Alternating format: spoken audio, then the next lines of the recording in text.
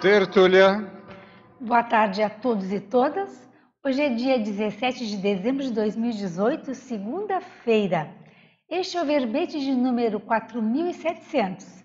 Ele tem 7 páginas, 52 logias e 23 máximos. O tema é Sinergismo TENEPS para Direito, da especialidade Megafraternologia. O verbete foi redigido pela verbetógrafa veterana, Karina Barreto. Karina Albuquerque Barreto é graduada em Direito, especialista em Direito e Processo Tributário, brasileira, natural de São Paulo, voluntária da Conscienciologia desde 1998, docente de Conscienciologia desde 2011, tenepsista desde 2015. Então vamos à definição. O sinergismo TENEPS para direito é o conjunto de efeitos potencializadores recíprocos e convergentes, advindos da combinação da prática da tarefa energética pessoal com a conduta multidimensional em sincronia ao fluxo cósmico, pautada de acordo com os princípios cosmoéticos e paraleis em prol da compreensão, vivência e paravivência da megafraternidade. Na pensenologia, destacamos o Holopensene pessoal da megafraternidade, o Holopensene pessoal da cosmoética, o Holopensene do acolhimento, o Holopensene pessoal da assistencialidade tenepsológica, alterando os ambientes intra- e extrafísicos, a incoerência da patopensenidade na TENEPS para a compreensão, vivência e paravivência da megafraternidade, a captação do Holopensene dos serenões durante a TENEPS. Na fatologia, que tem, aliás, a gente destaca 23 linhas, o que constitui o máximo, está muito rica essa fatologia. Também a parafatologia está bastante trabalhada. Então, a megafraternidade qualificada a partir da visão paradiretológica da TENEPS. Os avisos do pré-perdão assistencial. Comprometimento com a cláusula pétrea de não causar mais problema na atual vida intrafísica. O senso de equipe ampliado por meio das sessões da TENEPS. O autodestravamento mental somático pela pesquisa paradiretológica. A GESCOM combinando as especialidades tenepsologia e paradiretologia. A autoexposição através da grafopesquisa. As crises de crescimento gerando recins. O ambiente tenepsológico inspirador de reciclogenia. O exercício do paradireito pelo tenepsista.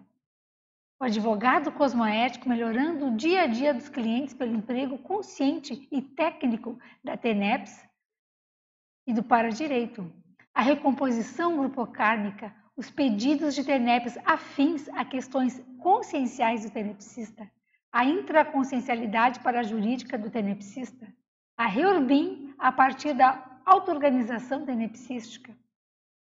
O saldo positivo na ficha evolutiva pessoal. Na parafatologia também está bastante, com muitos itens, né, que merecem que a gente vá a eles, né, no debate. Eu vou destacar apenas alguns aqui.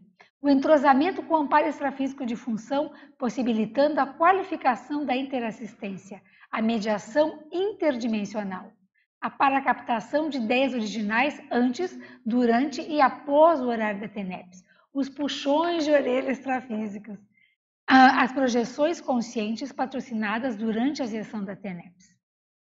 A TENEPS e o paradireito enquanto instrumentos para compreender a liderança interassistencial. O paradireito embasando as reurbanizações extrafísicas, a crescente autoqualificação para a futura implantação do Ofiexiarium. Na argumentologia, destaque vai para uma listagem, caracterologia de 50 atributos, características ou trafores a serem desenvolvidos pelo tenepsista, a fim de potencializar o exercício conjunto da TENEPS e do paradireito. Então, vale a pena também a gente debater sobre essa listagem. E na remissiologia destacamos autovínculo tenepsístico vitalício, binômio TENEPS-autopesquisa, exercício do paradireito, respeito e TENEPS autocapacitadora. A frase enfática: ao intermissivista lúcido, interessado na autodesperticidade, vale o esforço evolutivo propiciado pela conjugação potencializadora da prática da TENEPS e da vivência do paradireito. Você já refletiu sobre as ideias do paradireito? Quais condutas pessoais pretende implementar para qualificar por meio da teática do Paradireito? E a autora nos oferece uma referência bibliográfica para ajudar a compreender melhor o assunto. E a mega análise, feita pela equipe da Enciclosapiens, esses 20 itens chamativos aqui do verbete de hoje, então, são eles: acolhimento, autoexposição, autodisponibilidade, autopesquisa, autoorganização, comprometimento, dinamização, escrita, GESCOM, grafo-pesquisa, interação, interassistência, investigação, neoideias, parapsiquismo, priorização, qualificação, paradireitologia, tenepsologia e megafraternologia. Bom, Karina, bem-vinda novamente a essa cadeira. A Karina está aí bastante ativa todo esse final de semana, desde sexta-feira, no Fórum da TENEPS, onde ela apresentou um trabalho na temática, que é casada aqui com o verbete. Então, você vê que ela não perdeu tempo, foi lá, fez o artigo, apresentou, muito bem, ontem estava presente, e hoje ela vem fechar aqui o processo, e, claro, fechar hoje para continuar sempre, com o verbete, um tema muito instigante, amplo. Nossa, sinergismo TENEPS para a direita, eu penso assim que dá talvez um tratado, Você está dando aí os primeiros passos, muito bom, excelente tema. Karina, primeira pergunta: o que então levou você a fazer todo esse investimento, grafo-PNCN, de pesquisa, do artigo e agora aqui do verbete? Ok. Boa tarde a todos. É sempre um grande prazer voltar aqui, A gente já trabalhou aqui no Tertoliário, a gente apresentou o verbete ano passado e eu sinto falta disso, Então, eu falei para mim, esse ano eu preciso apresentar mais um verbete. No próximo, eu já tenho uma agenda aí, espero concluir.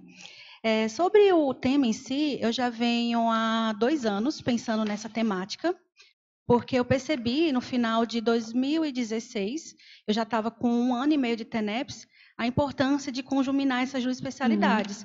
E até eu penso, eu fiz umas reflexões, que essa temática, juntar essas 2 temáticas, surgiu porque eu já vinha estudando e pesquisando sobre paradireito há alguns anos, e como eu estava há 1 ano e meio fazendo TENEPS, eu comecei a perceber muitas reflexões, inspirações, sabe?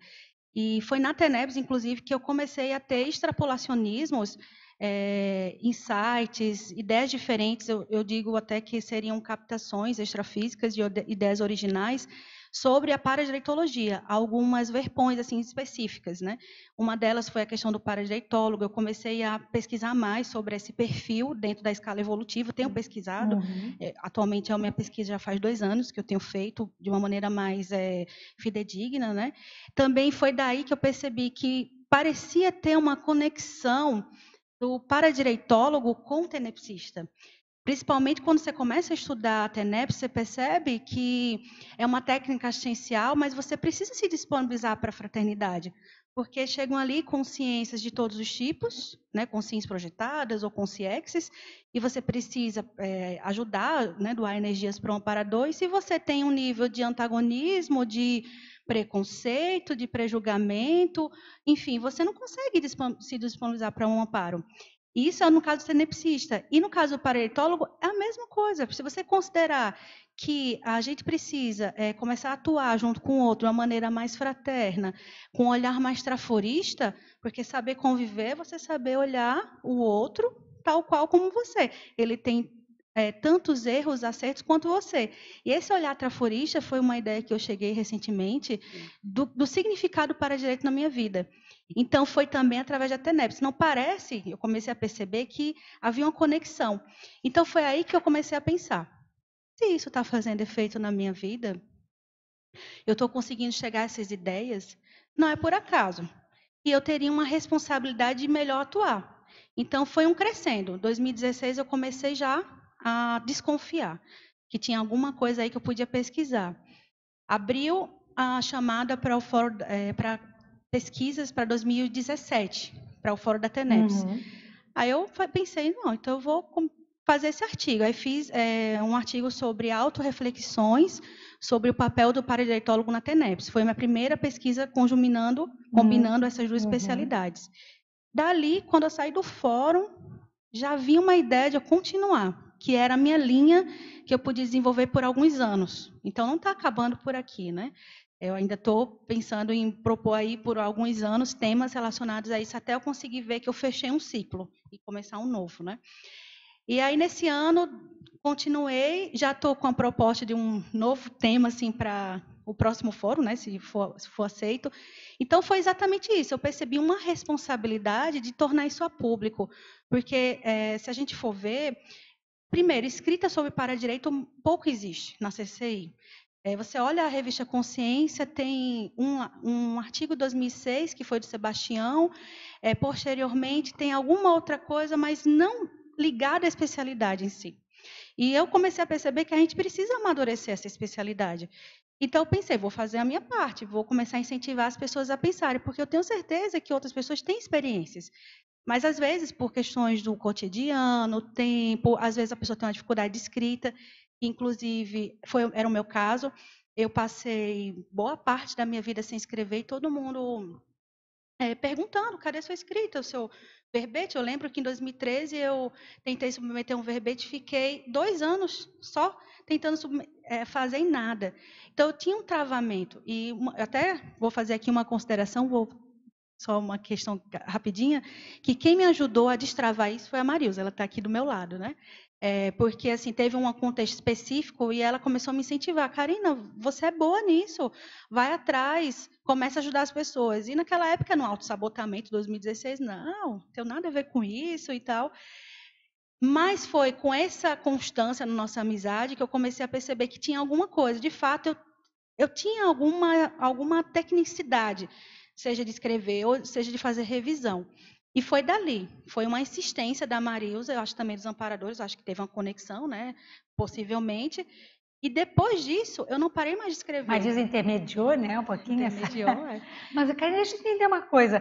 Quando você fala que tem pouca coisa escrita, você está falando sobre a questão do direito com a tenepsologia. Ou só para direito, porque nós temos a revista Estado Mundial, né? Que tem não, eu muitos digo, artigos. Sim, da Estado Mundial em diante, que foi no ano 2016. Mas sim. Anteriormente, a gente passou um bom tempo sem muitas pesquisas. Certo. Então, aí, o que eu percebi? Quem dúvida, deixa eu clarear isso, porque pode ter ficado claro também para quem está ouvindo, né? E deixar claro também que é com relação à especialidade de tenepsologia. Certo, né? Essa conjugação. Essa liga. Essa conjugação. A Geriscons foi fundada em 2015. Sim. Então, em 2016 teve o primeiro fórum. Antes, entendi. Teve o fórum e aí que foi criado a revista do Estado Mundial. E ela participa desde o primeiro. Certo. Então, assim, aí foi isso que eu comecei a perceber esse destravamento. E depois disso, desde então, eu coloco na minha rotina diária pelo menos um artigo por ano, pelo menos um verbete por ano. Eu espero aumentar, porque eu acho que eu tenho capacidade. Hoje eu consigo perceber que eu tenho uma certa flexibilização assim para escrever. Eu gosto disso. E escrever, a gente aprende escrevendo, né? Uma escrita puxa a outra, então não dá para a gente esperar chegar num determinado patamar para começar a escrever. A gente começa a escrever e vai aperfeiçoando. Então você está no caminho certo, aí fazendo e colocando as ideias, publicando. E até para contextualizar, acho que vai ter perguntas aí sobre isso, eu não vou antecipar, mas já tive vários efeitos depois que eu comecei a juntar essas duas especialidades. Teve efeitos no ego, no grupo, e tá assim, eu espero daqui a algum tempo começar a perceber alguma questão em nível mais em atacado, né? A gente ainda está um pouco conforme o nosso estofo assistencial. E eu tenho adorado, eu digo para todo mundo, encontre uma linha de pesquisa e siga. Você vai ver efeitos. Não é logo. Às vezes você consegue perceber em 2, 3 anos, mas eu penso que é uma rotina que você tem que criar de escrita em algo que você goste e você se sinta realmente atraído. E que tenha, né? Claro, às vezes até é a linha da Proexis, eu foco, né? Que como intermissivista, talvez esteja com uma cláusula pétrea da própria Proexis, né? E é muito rico essa conjugação que você faz, e eu acho que a TENEPS, ela merece, ela precisa, na verdade, que todas as especialidades, né, da Conscienciologia, talvez todas as especialidades das ICs, possam estar refletindo como você está fazendo essa conexão, estudando a TENEPS, né, e a partir da sua especialidade, enfim, Eu acho que você também dá uma boa dica, uma boa técnica para que outras especialistas, que já aconteceu em alguns casos, mas há muitas outras ainda que podem ser correlacionadas com a TENEPS. Acho muito rico isso. E se a gente for ver também, eu ainda coloco uma terceira, se alguém chegou a perceber, megafraternologia. Sim. Porque no estudo, eu cheguei à conclusão que os dois formam um sinergismo da megafraternidade. Quando você consegue entender a TENEPS como um palco para você se tornar mais fraterno, entender o processo alheio, porque um dia também você precisou de ajuda, e você entende o para-direito como também algo que você precisa exercitar no cotidiano com as pessoas para saber conviver, você precisa entender desse processo com as outras pessoas, entender que você é mais um e você vai somar. Então, quando eu cheguei a essa conclusão que os dois formam um sinergismo da megafraternidade, eu penso, aí por isso que eu coloquei como especialidade megafraternologia, que eu acho que tem uma correlação assim bem intensa. Pega tanto para direito quanto a TENEPS, né? Porque o caminho da TENEPS é você ficar mais fraterno, né? E o entendimento do para-direito, da cosmoética, vai levar você automaticamente à megafraternidade. E essa associação que você fez, esse sublinhamento, o sinergismo, ele significa o seguinte, que isso mais isso dá alguma coisa maior, né? O que isso mais isso, sinergismo de algo com uma outra coisa, potencializa, né? E aí eu acho que você já deu o caminho aqui. A própria megafraternologia pode ser uma dessas, né? Nesses upgrades. André, posso? Claro. Karina, parabéns aí pelo verbete, muito bacana. Eu queria já tirar algumas dúvidas. Vamos lá? A primeira questão que aparece na sua fatologia, página 2, quarta linha de baixo para cima. Você fala, lá no finalzinho da linha, você fala a intraconsciencialidade parajurídica do tenepsista. Associando aqui na tecnologia, na quarta linha, a técnica do perdão e libertação. Eu pergunto para ti o seguinte, é só para a gente esclarecer e também ver a sua opinião, né? Existe muito aquela questão de que, tipo, um recurso para você equalizar uma injustiça, talvez que a pessoa esteja passando, qualquer um de nós, né? Ou talvez o nosso grupo, vamos imaginar que a gente participa ali de um condomínio e tenha uma necessidade de entrar num processo para reivindicar algum direito, né? Desde processo de construção, ou seja, qualquer derivação nessa ordem. Eu sei que tem uma diretriz, que pelo menos é uma conduta, o modus operandi do professor Valdo, de abrir mão de certas coisas e evitar processos dentro do máximo possível, né? E olhando principalmente o tenepsista, a gente olhando ali o manual do TENEPS, tem sempre aquela questão de você perdoar, abrir mão, mesmo tendo razão, para o quê? Para você, tipo assim, olha, é como se fosse um ato que gerasse um efeito halo reverberador, mexendo com essa questão do para-direito. Então, eu queria que você falasse um pouquinho sobre isso.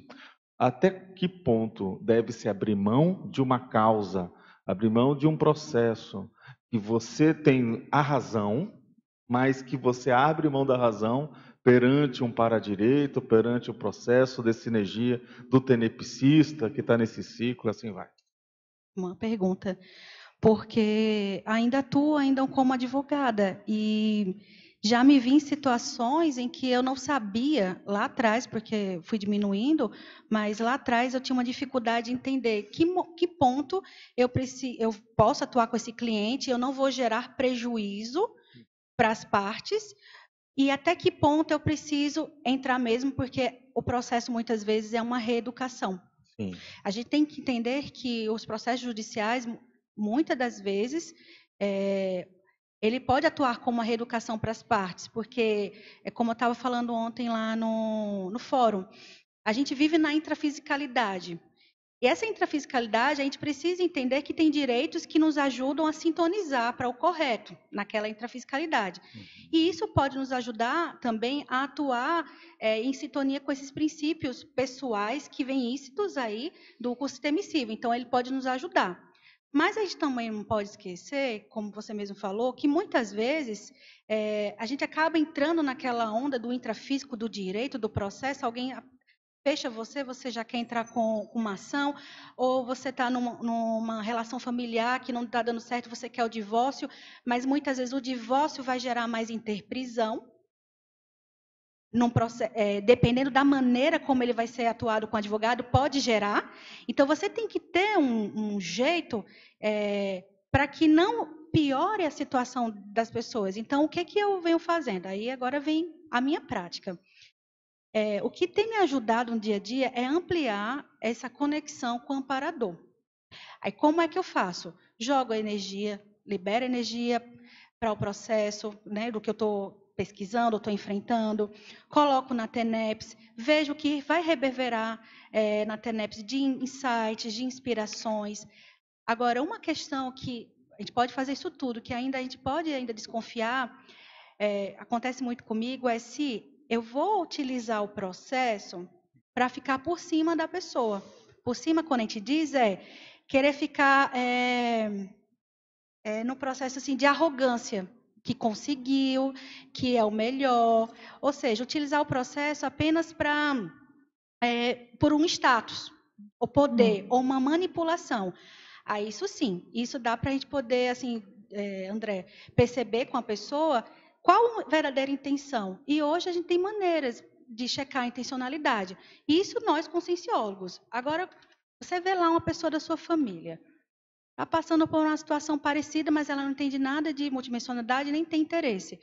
Existem maneiras de você fazer com que ela vá chegando a algumas conclusões. Aí, teve um caso que até uma situação que eu passei, que foi com uma cliente, e isso faz 3 anos. Ela chegou no escritório e falou que queria divorciar do marido. Até aquele momento, eu percebi que tinha uma certa lógica, porque não estava mais dando certo. Mas lá para o final, conversando, ou seja, fazendo anamnese jurídica, eu comecei a perceber que a intuição dela era que ela queria o divórcio, mas ela estava muito chateada com ele. E a situação, como ela queria que acontecesse o divórcio, era para se vingar. Ela queria o processo para uma forma vingativa.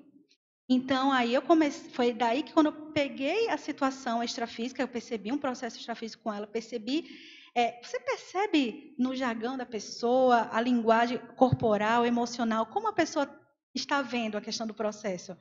E aí foi quando eu comecei a atuar com ela. Comecei a trazer lucidez, ver se de fato aquilo era o melhor caminho, que existia o divórcio a gente poderia fazer, mas com outro viés, mais altruísta, percebendo que talvez o marido errou, mas que faz parte do processo, o aprendizado.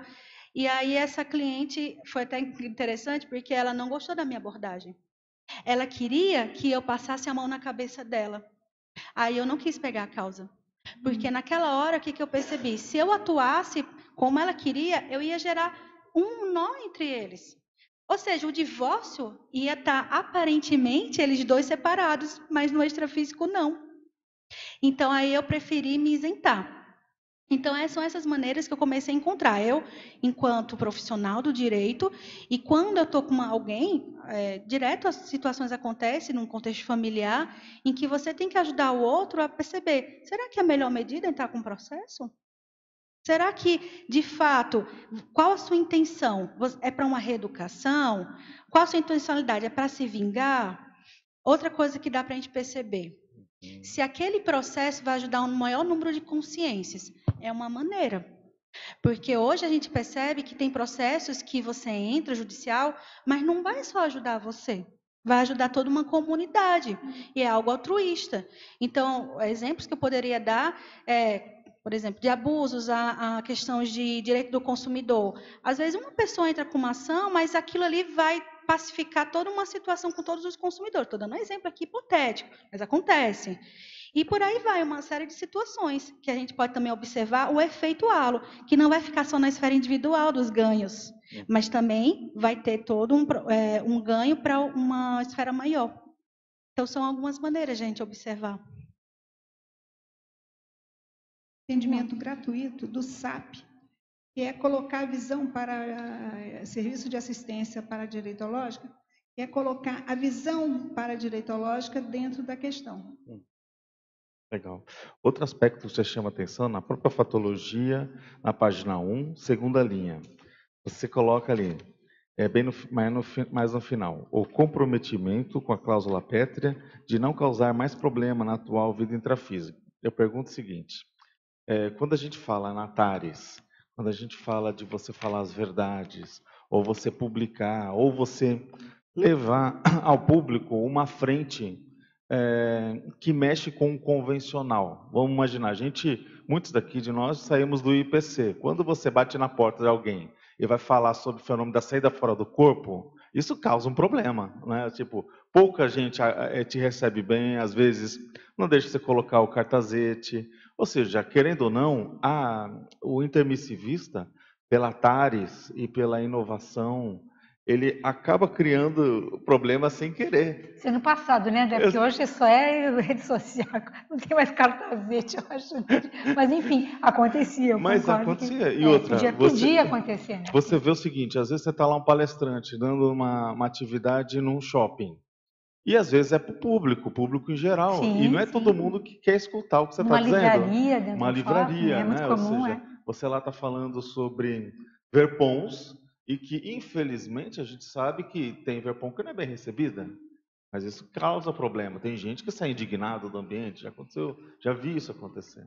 E aí eu queria justamente que você falasse um pouco, só para contextualizar, como você colocou essa frase, eu achei, e é cláusula pétrea, e aí eu queria que justamente você circunscrevesse. Ok. Eu vou, então, primeiro contextualizar porque eu coloquei e depois eu vou tentar encadeando a resposta à sua pergunta. Eu coloquei essa cláusula pétrea porque, nesses últimos anos de pesquisa conscienciológica, esse ano eu faço 20 anos de voluntariado, mas eu fiquei uma boa parte desse voluntariado, digamos assim, ainda naquela fase da obscuridade. Acho que muitos de nós passamos por isso, assim, meio sem entender, querendo ver realmente se é isso, a especialidade. Teve uma fase da minha vida que eu não sabia ainda a minha especialidade conscienciológica, não estava clara para mim. Mas foi principalmente de 2011 para cá que eu comecei a me despertar mais. Começou as coisas fazerem mais sentido. Então, teve um tempo de semear e teve um tempo de colheita. Eu acho que eu estou agora começando a entender muitas questões que eu vinha buscando. E aí a cláusula pétrea entrou quando eu comecei a perceber que muitas das confusões que eu entrava, ela repercutiza totalmente assim para eu fazer, talvez me desviar da Proexis. Então, assim, confusões no grupo Karma, questões mal resolvidas com pessoas assim afins. E aí, nesses últimos anos também, cheguei à conclusão que, se eu vim para ressomar, para causar o melhor, eu não posso sair dessa vida com uma, digamos assim, cheguei com uma FEP X. Eu não posso chegar com uma FEP menor do que eu cheguei. E a minha cláusula pétrea, eu cheguei a essa conclusão de que eu não chegar aqui e fazer pelo menos, se eu não conseguir fazer o melhor do que eu posso, mas pelo menos ficar empatado. Não causar mais tantos conflitos, né? A questão da conflitividade. Isso. E ficar empatado, pelo menos não dá prejuízo para ninguém. Então, eu cheguei a essa conclusão e coloquei, assim, que da importância de cada um de nós começarmos a pensar nossos valores, nos nossos princípios, e que aquilo ali tem a ver com nossas cláusulas que a gente ali se posicionou durante o curso emissivo para evitar causar problema para o grupo Karma afim, em nível de ego também. Quantas coisas em nível de ego a gente precisa ainda se qualificar e a gente vai postergando. Então, foi daí que eu comecei a perceber mais a importância da cláusula pétrea para ela não causar mais problema, a gente começar realmente a se posicionar.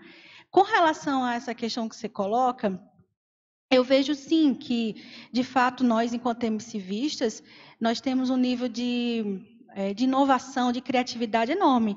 Eu vejo também, por exemplo, muitos que estão agora adentrando aqui no CCCI, jovens, 12, 15 anos, que estão com um curso emissivo bem quentinho, com ideias que às vezes a gente nem pensava.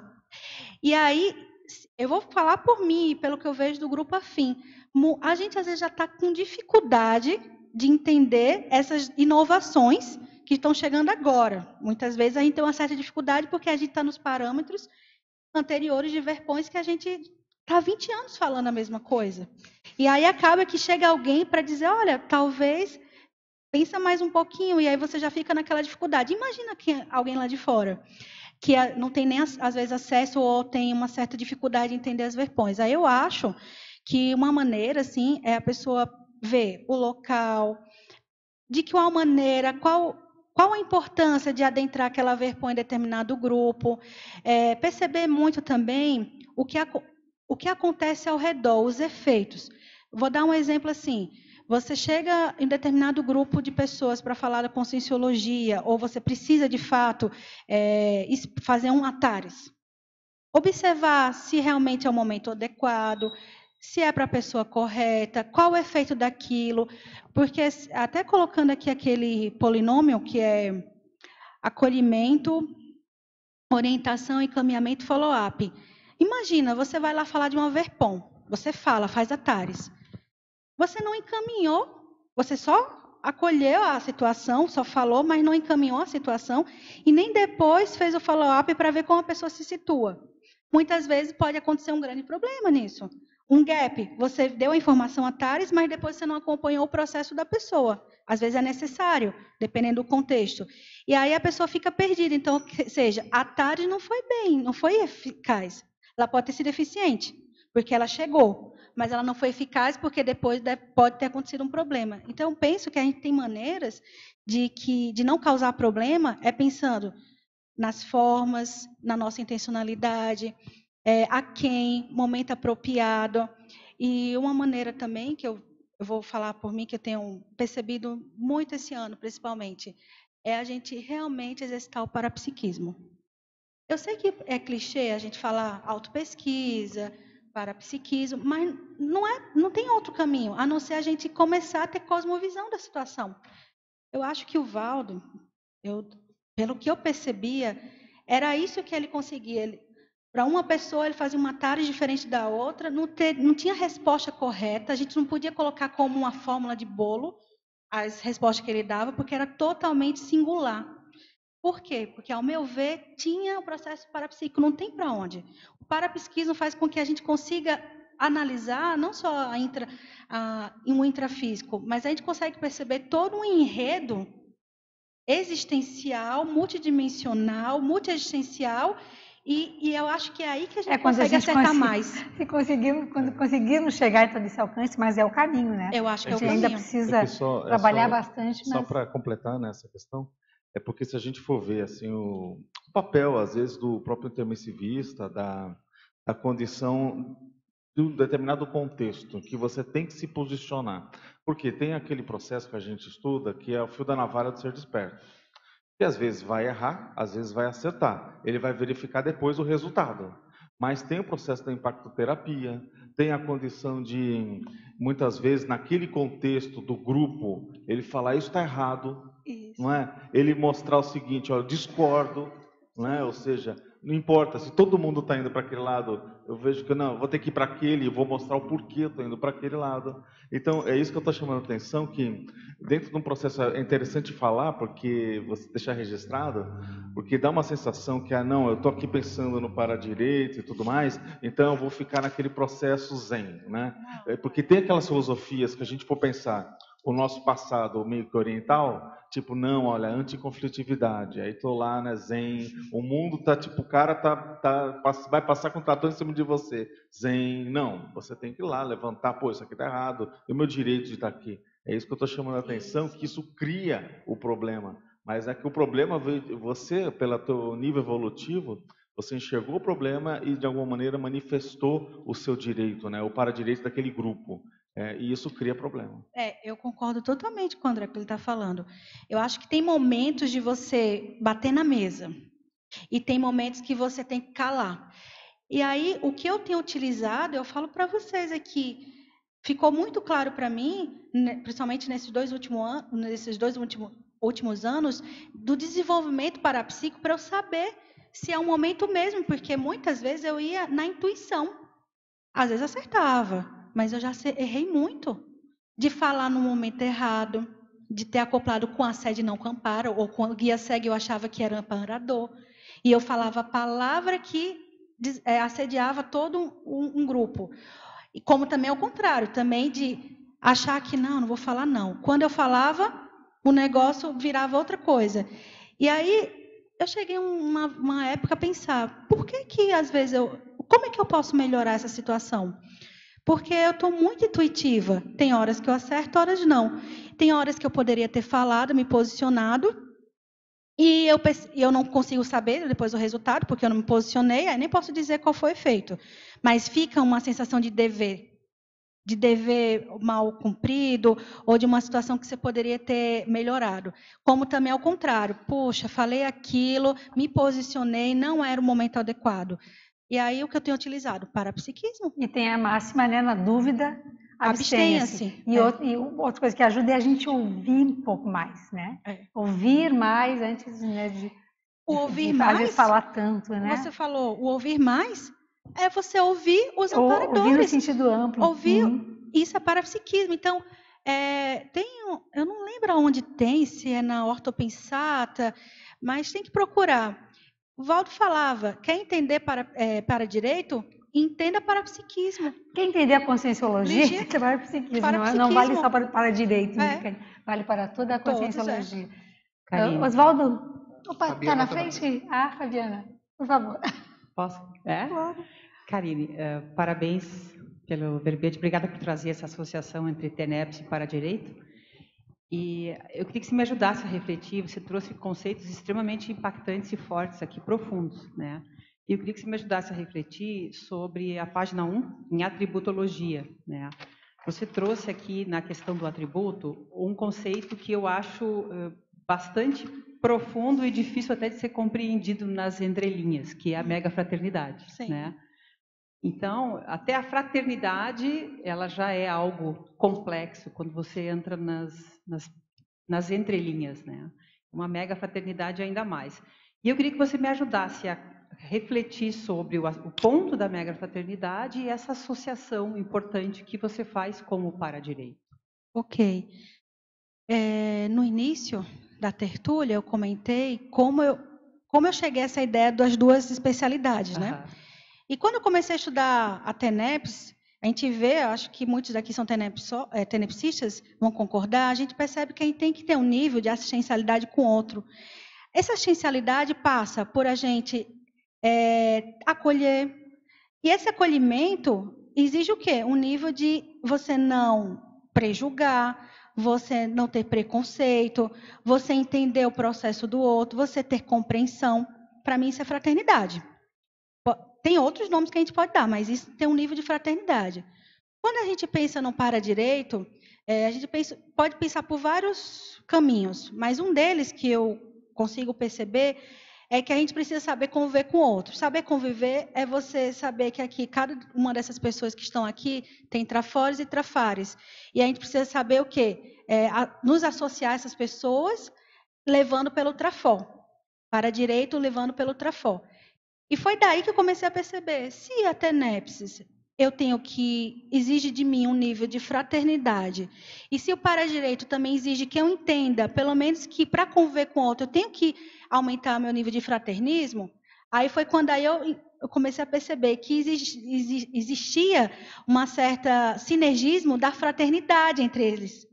E por isso que eu cheguei a essa conclusão da mega fraternidade aplicada na TENEPS, por causa dessa combinação da TENEPS com paradireito, enquanto símbolos, para mim, símbolos ou realidades, metas, na verdade são metas, para a gente poder alcançar essa mega fraternidade.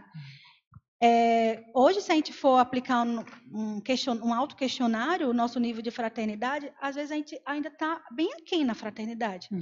Mas eu penso que a gente precisa começar a evocar e pensar mais em mega fraternidade, em estado mundial, e nesses conceitos que, mesmo sendo ainda longínquos para nós, né, depende do nosso nível evolutivo, mas a gente precisa, porque é assim que a gente vai começar a ter extrapolacionamentos. Então, foi daí que eu comecei a perceber a importância. Quando eu coloco mega fraternidade, não é necessariamente que a gente já está Eu, particularmente, não me considero. A gente pode ter extrapolacionamentos no dia. Teve determinado dia, a gente pode estar na dispersidade. No outro dia, a gente já está meio ruinzinho. Mas eu penso que a gente precisa mais, assim, falar mais para entender. Eu lembro que em 2012, quando eu comecei a acessar a ideia do para-direito, sinceramente, eu não entendia muito bem, Fabiana, mesmo sendo do direito. Eu comecei a estudar e comecei a realmente evocar e pesquisar, ia lá para os fóruns do para-direito falando coisas, mesmo muito utópicas naquela época para mim, estava falando recentemente. Só agora, em 2018, caiu um monte de ficha. Por quê? Porque eu estou semeando desde lá de trás. A mesma coisa a mega fraternidade. Para mim chegou assim, começa a falar, mesmo você não entendendo muito, mas vai, porque em algum momento você vai começar a cair a ficha e vai ficar mais teático. Legal, a mega fraternidade. Agora, só mais uma questão. Tem um conceito que o professor Valdo trouxe, que é da mega autocosmoética, que é que a gente, quando você coloca o prefixo mega, parece que é algo grande. Em termos de mega cosmoética, é para você olhar o detalhe do detalhe do detalhe. Você acha que mega fraternidade entraria nessa mesma linha? Eu não me recordava dessa verpom que você falou, né? E você agora me fez pensar que a gente pensa o grande, mas tem um detalhismo daquela própria qualidade, atributo. Para mim, isso agora foi bem interessante. Eu não tinha parado para pensar. Na realidade, o que é mega seria mega discernimento, o nosso mega discernimento para aplicar esse nível aí de fraternidade ou de cosmoética, para perceber as nuances, os gradientes. Isso, né? Profundidade. O detalhismo da fraternidade. Ir até as últimas, né? Isso. Eu achei bem interessante essa abordagem. Vou colocar para pesquisar, porque sempre a gente pensa no mega ou no maxi, né? Max fraternidade, né? Como algo mega, assim, como principalmente a primeira exemplo que todo mundo coloca é o Estado Mundial. O Estado Mundial vai ser a mega fraternidade. Mas é por isso que eu estou falando. Eu acho que a gente já pode começar a ter esses rapó na atual vida com essas ideias e começar a se posicionar. E esse outro efeito, essa outra ideia que você colocou é bem interessante, porque aí a gente começa a não entrar na superficialidade, é o que me vem, da fraternidade. A fraternidade está ali, ajudar a pessoa. Não é só isso. Tem toda uma questão por trás que a gente pode melhorar. E aí talvez entraria isso. Eu estou agora só elucubrando com você, porque é algo que eu não tinha pensado. Então, vamos pesquisar, depois você me conta. Eu me achei bem interessante o que você falou. Vamos conversar depois. E aí eu vi que você falou só aqui do paradireitologia full time, na tua exemplologia, né? Sim. O último conceito na exemplologia foi paradireitologia full time. O paradireitologia full time iria nesse gradiente da pessoa se apropriar do conceito e ela vai expandindo, mesmo modo que a TENEPS, né? Isso. Me aproprio e vou expandindo a TENEPS, então seria nessa mesma linha, né? Exatamente. Tá. Quando eu coloquei na exemplologia, a minha ideia foi, a verdade, assim, eu pensei muito nesse verbete na minha realidade. Então, eu comecei a perceber que lá atrás eu não tinha nem muito ideia de para-direito, era muito iniciante. Aí, por isso que eu coloquei iniciante. Atualmente, eu já consigo perceber que eu estou naquela fase intermediária, já estou começando a ter muitos extrapolacionamentos, no dia a dia já consigo entender o que é para-direito, teático. Não é a teoria. Ser fraterno, entender o outro, conviver. Isso tudo pode ser teoria para muita gente. E como era para mim em certo momento. Depois eu comecei nesses últimos anos, principalmente os 2 últimos anos, a ter mais a teática, mas ainda não cheguei a ser full time. Full time, para mim, ao meu ver, é um exemplo do Valdo Vieira. Você percebia coisas e outras que a gente nem percebia, porque o nosso nível de cognição com relação à situação era pequeno. Então, o meu ideal é chegar nesse full time, e eu faço relação com a dispersidade. Eu acho que esse full time começa da dispersidade em diante. Você já começa a ter mais vivência do que é a teática do para-direito, e dali você só vai consolidando até chegar no Homo sapiens sereníssimos. Legal, obrigada. Oswaldo? Karina, parabéns pelo verbete. É sempre bom ver mais coisas do para-direito sendo discutidas, né? Aí, você estava falando, eu estava lembrando muito daquele curso que o professor Valdo deu aqui, que era Evoluciólogos. Eliana deve lembrar também, né? E dentro daquela ideia que você estava trazendo, de não piorar os problemas, né, de não causar mais problemas, aí me lembrou uma fala dele logo na abertura do curso, que era o seguinte, o evoluciólogo, ele de maneira alguma pode incorrer em interprisões grupocármicas. Então, não causar, porque às vezes a gente precisa causar problema. Né? O que a gente não pode fazer, eu penso, é piorar as interprisões. Porque esses problemas mais adiante, às vezes, eles podem redundar numa solução de alguma coisa. Né? E eu penso o seguinte também, a gente só vai ter cognição para o para-direito o dia que a gente entender melhor a figura do evoluciólogo. Né? Tem o verbete evoluciólogo, tem o verbete parasemiologia do evoluciólogo, são 2 verbetes muito interessantes, para a gente começar a tentar entender como que essa figura atua em termos de visão de conjunto, ao mesmo tempo que ele é detalhista, ele tem a visão do grupo todo para poder atuar, para poder encaminhar. Eu penso que aí, a partir desse nível, o para-direito vai ficando mais claro, porque a manifestação teática ela se consolida no nível do evoluciólogo. Antes disso, são vislumbres do para-direito. A gente vai tendo um exemplo aqui, ensaios, tentativas. Né? E aí eu queria te fazer uma pergunta, isso foi só uma lembrança, não foi uma pergunta. Porque eu estava queimando a cabeça aqui com a professora Pilar, a gente queria entender melhor o que é a tenepsocracia, que é o seu primeiro item da politicologia. Você coloca tenepsocracia. Como que a TENEPS se junta aí à parapolítica no sentido de uma cracia? Será que você pode elucidar para a gente? Posso. Eu coloquei porque, ao meu ver, quando a gente chegar em um momento evolutivo em que todos nós vamos estar fazendo doação de energias de uma maneira lúcida, consciente, eu acho que isso aí vai nivelar o nosso planeta bem assim, vai elevar mais. E eu acho que quando você começa a colocar... Vamos pensar o seguinte, todo mundo tenepsista no planeta... enquanto cracia, né, enquanto aquela política vigente, todo mundo é tenepsista, ao meu ver, dali você começa a ter um nível de rapport, de amparo, bem maior e com comunidades evoluídas. Eu percebo dessa maneira. Enquanto a gente tem um mundo, por exemplo, que é o atual, o nosso planeta, em que eu não sei quantos hoje, se a gente tem um ranking, né, uma estatística de tenepsistas no mundo. Mas hoje nós estamos quase 8 bilhões de habitantes. 7,6 bilhões. 7,6? 7,6 bilhões.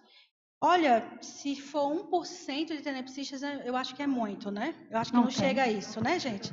Não chega. Não temos. Infelizmente, ainda não. Então, quer dizer, nós sabemos que nós atualmente estamos num planeta, né, hospital, né, escola, ou hospital, no caso, e eu penso que para a gente transformar esse hospital para a escola, uma das ideias é todo mundo começar a entender de energia, doar energia e ajudar essas consciências e consciências. Então, para mim, a gente tornar essa política, digamos assim, parapolítica, né, da TENEPS, ela vai ajudar a gente a elevar o nosso nível planetário para a escola. Eu tive uma outra reflexão aqui que vale a pena até entender, Oswaldo, que é aquela questão. A gente tem um pedido da TENEPS, mas você não tem a garantia que aquilo vai ser atendido. Então, quer dizer, o amparador, você lembra aquela história que o Valdo fala? Você coloca o pedido e esquece. Você lê, você evoca, mas você esquece. Por quê? Você não vai induzir a solução. Quem vai fazer o trabalho é o amparador. Isso é um processo político e paradireitológico. Porque ele vai, de alguma maneira, falar assim, ela tem mérito para isso que ela está querendo? Ele está na ordem de prioridade ou vai ter que esperar? Então, qual que é o critério da assistência? Então, isso entra para direito. Se a gente for ver o processo político das deliberações, né, das ações assistenciais, a gente pode entender que isso tem uma correlação da TENEPS com o para direito também. Quando eu pensei em colocar na politicologia todos esses itens, foi sempre pensando num planeta que a gente deve desenvolver para ele se nivelar, né, por Trafó, por amparo. E eu acho que cosmoeticocracia, paradireitocracia, tenepsocracia vai ajudar muito. A gente começar a pensar mais nisso e eu penso assim, uma grande hipótese aqui com vocês, né? O Estado Mundial, esse futuro Estado Mundial, não vai. Eu penso que vai ser todo mundo tenepsista, entendendo disso, entendendo de paradireito, entendendo de cosmoética. Vai ser algo, como você falou, Oswaldo, não vai ter mais só visos.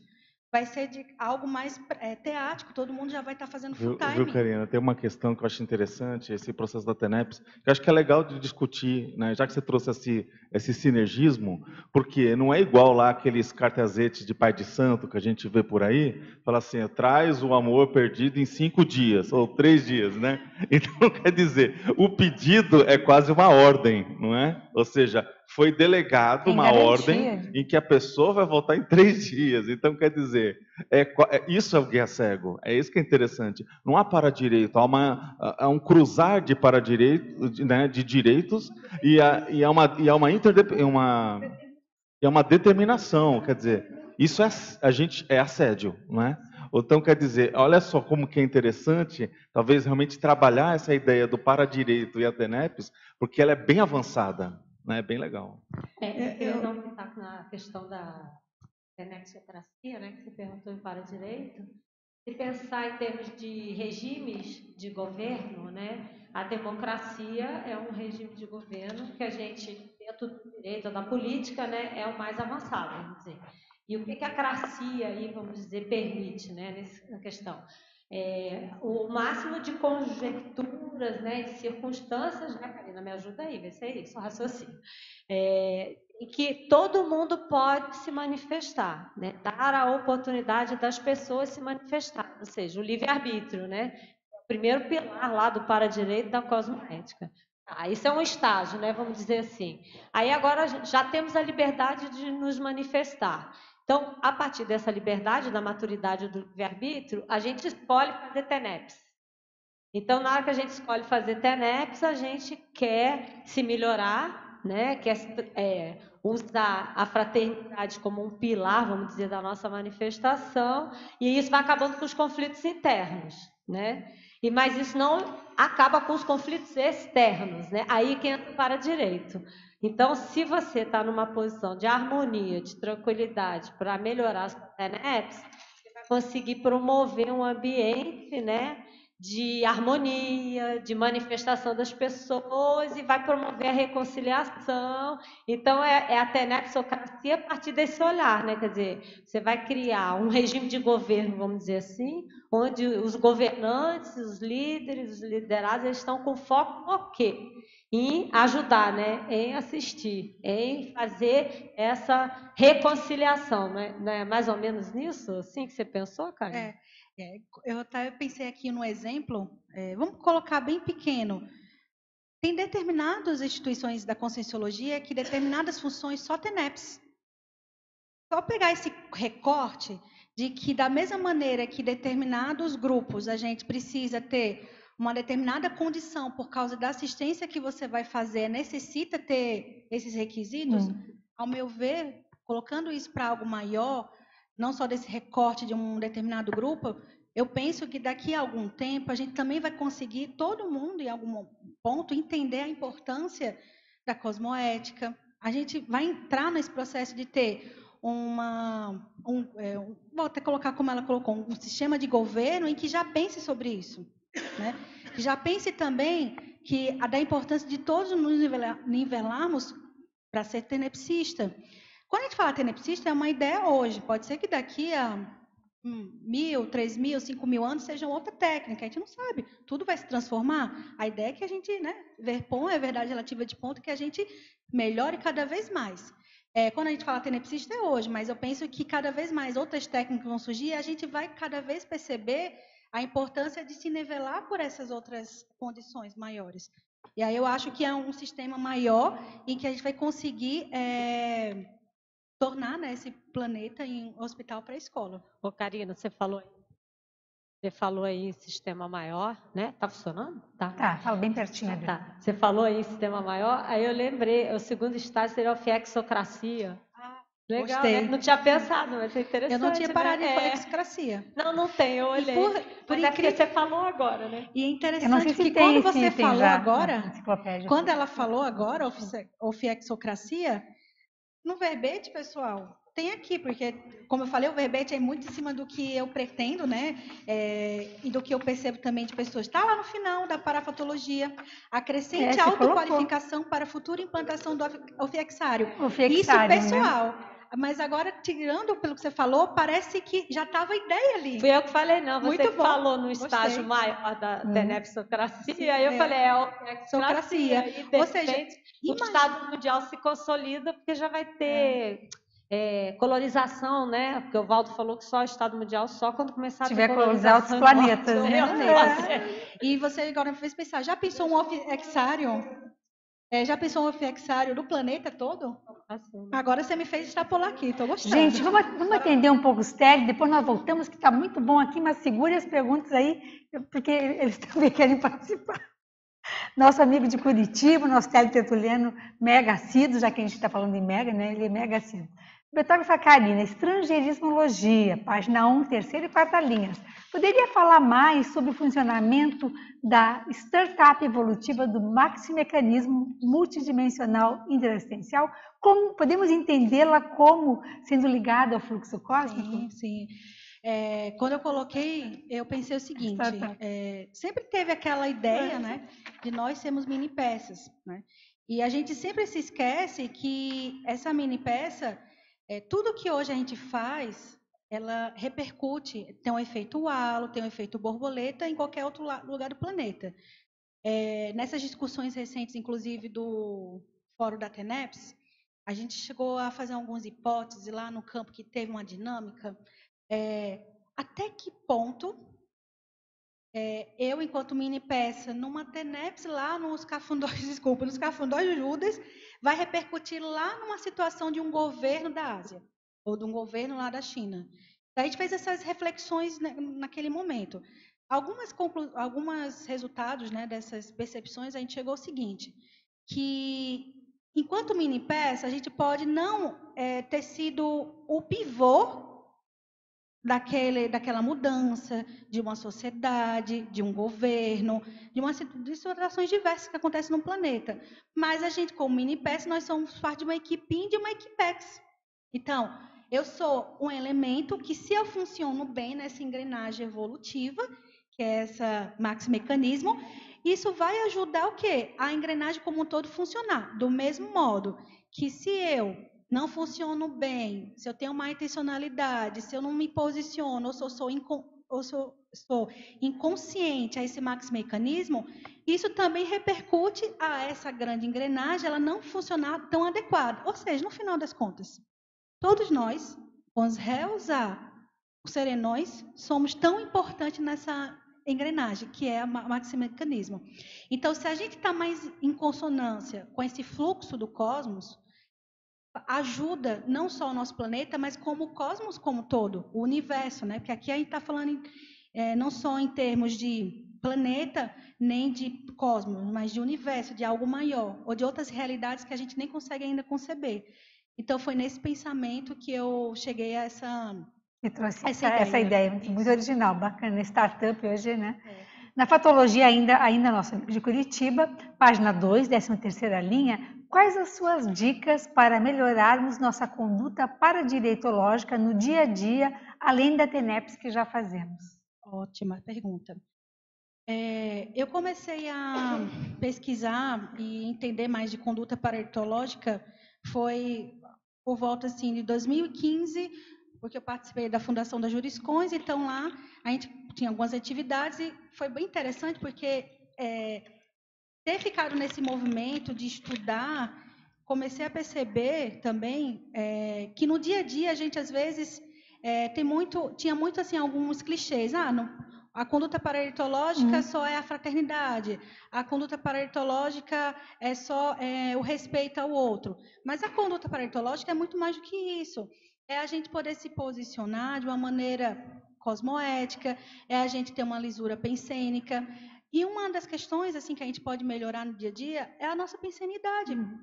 Então, assim, quantas vezes eu já me vi assim que aparentemente eu estava bem, parecia que eu estava, né, pacífica, né, no ambiente, mas na verdade, pensenicamente, eu estava totalmente desorganizada.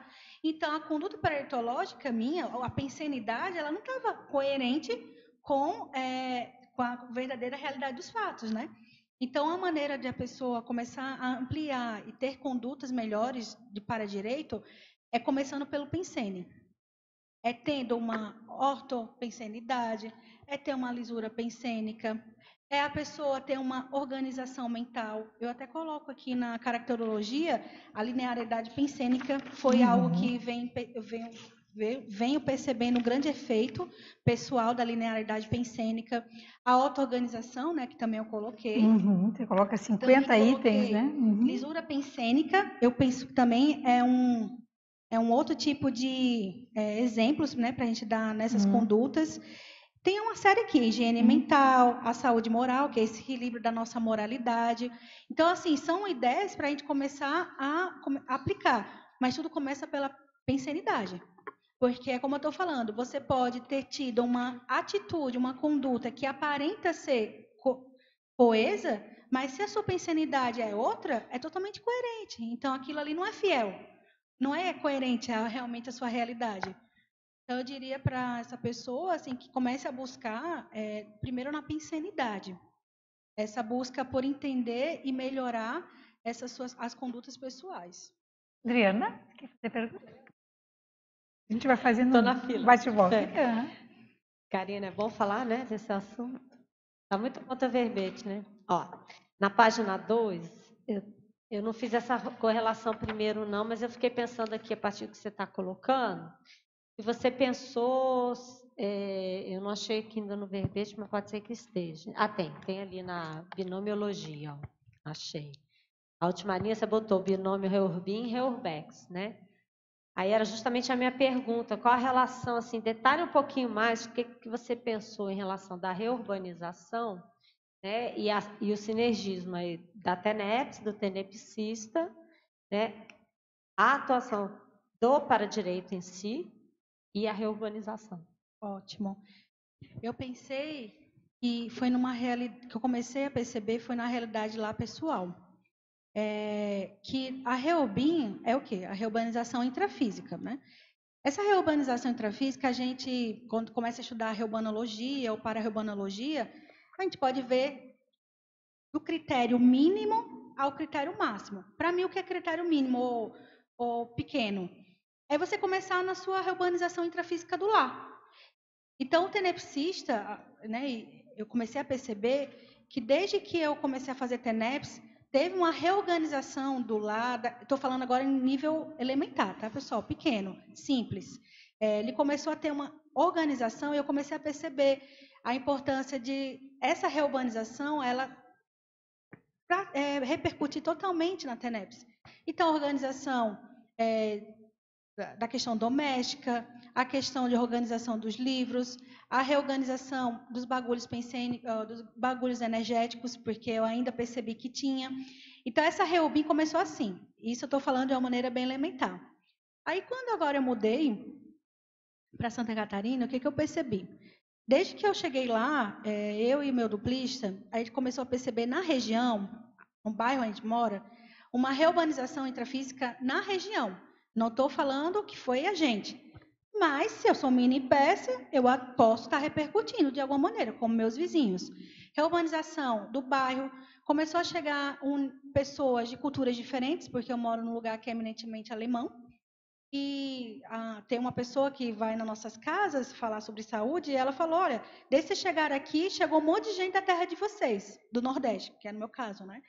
Então, também percebi uma reurbanização intrafísica de começar a ter uma conexão de outras culturas, né? Isso eu estou falando em termos de bairro. Mas a gente pode começar a expandir isso para uma reurbanização intrafísica do próprio estado, país, mas isso eu não cheguei a pensar. Então, a reurbanização intrafísica eu coloquei nesse sentido. A reurbanização extrafísica, eu começo a perceber que, desde também que a gente iniciou a TENEPS, principalmente estando nessa nova lá, as demandas extrafísicas, pelo menos eu não conhecia antes, estão mais intensas.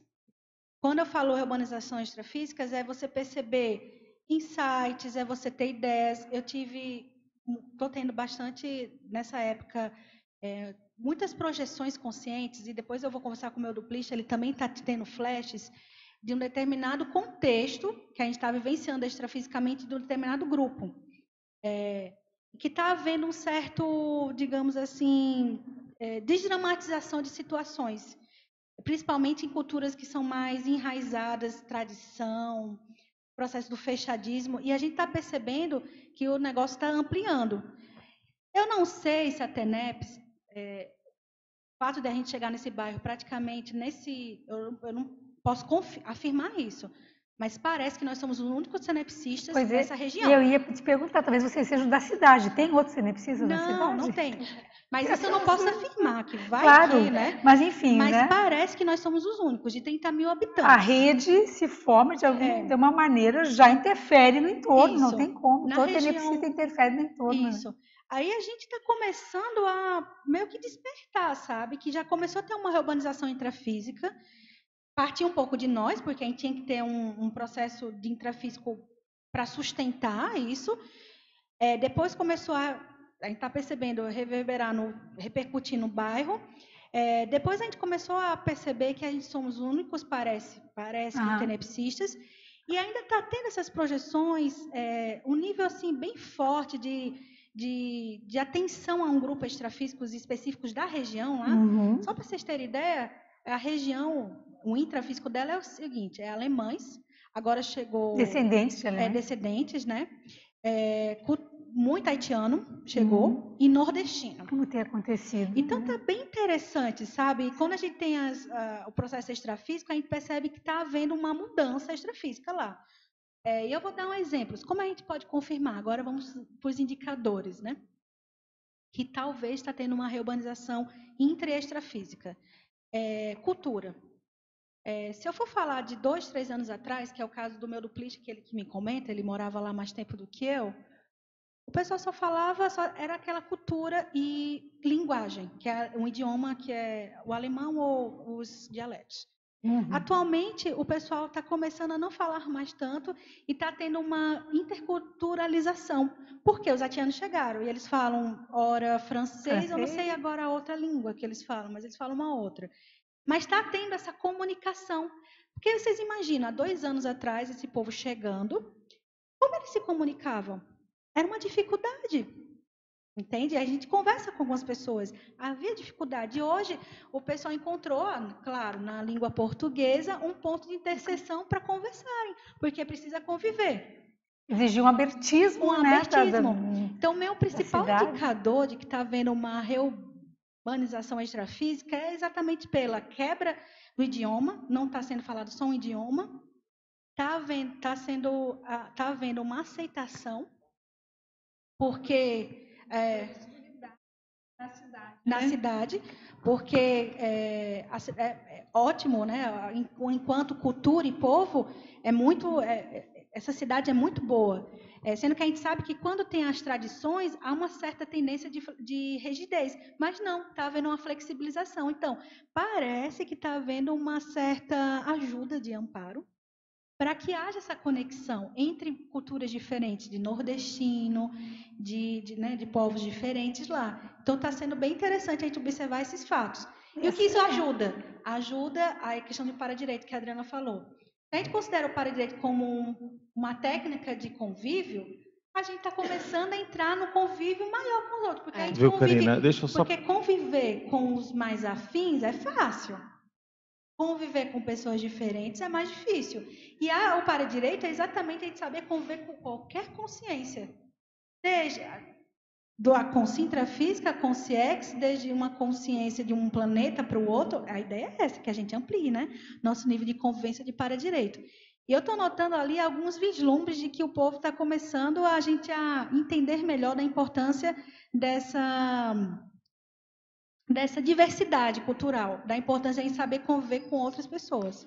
Karina, só para entender esse processo, que eu fui para Chapecó e eu percebi que tinha muito haitiano também, e a gente não vê tanto no Paraná.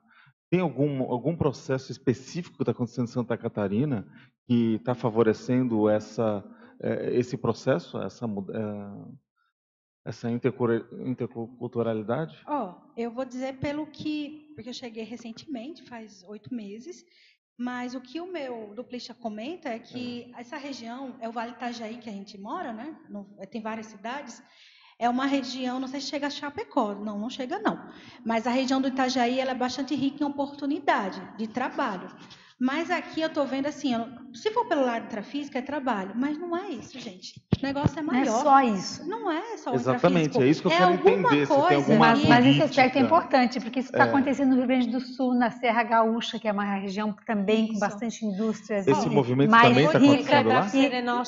E estão indo muitos haitianos. Porque isso chama atenção, realmente. Vou dar um exemplo. E são culturas mais fechadas, então abre na marra, né? Vou dar um exemplo. Uma parte dos venezuelanos foram para Santa Catarina. Está em Florianópolis e está numa outra cidade que eu não lembro qual é o nome. Gente, vocês não sabem, eu estou me sentindo bastante, assim, estou bastante feliz com isso. Porque eu sempre pensei o seguinte, a gente tem que saber conviver com qualquer pessoa. A gente tem que começar a ampliar e ter abertismo para aceitar outras culturas, porque é assim que a gente cresce, é assim que a gente amadurece. E quando eu vejo no meu bairro, passa ali o povo falando francês na minha porta, passa ali o povo nordestino, que eu já sei, né, pelo sotaque, é muito parecido com o meu. Eu acho o máximo. Eu gosto dessa heterogeneidade que aqui Foz já tem. Eu sinto até falta de Foz por isso, porque a gente vê, né? Você olha para um lado um chinês, outro lado um argentino, outro lado. E quando eu vejo homogêneo, aí eu fico pensando, eu quero mais gente diferente, porque é assim que a gente aprende com pessoas diferentes. É interessante você estar falando da relação, você falou uma frase aí no meio, que é para direito técnica do convívio do para convívio, né? Eu estava pensando justamente isso, a relação da autocosmoética, que você começou o relato assim, que é interessante, que você vai se qualificando, né, com os princípios, entendendo as paraleis, você vai se melhorando, né? Isso está no âmbito da cosmoética. Isso qualifica a TENEPS, né? Isso vai melhorando. E aí o paradireito ele vem para instrumentalizar a cosmoética, né? Então ele vem com os ajustes, né? Com as paraleis, com o mecanismo que é o processo da reurbanização.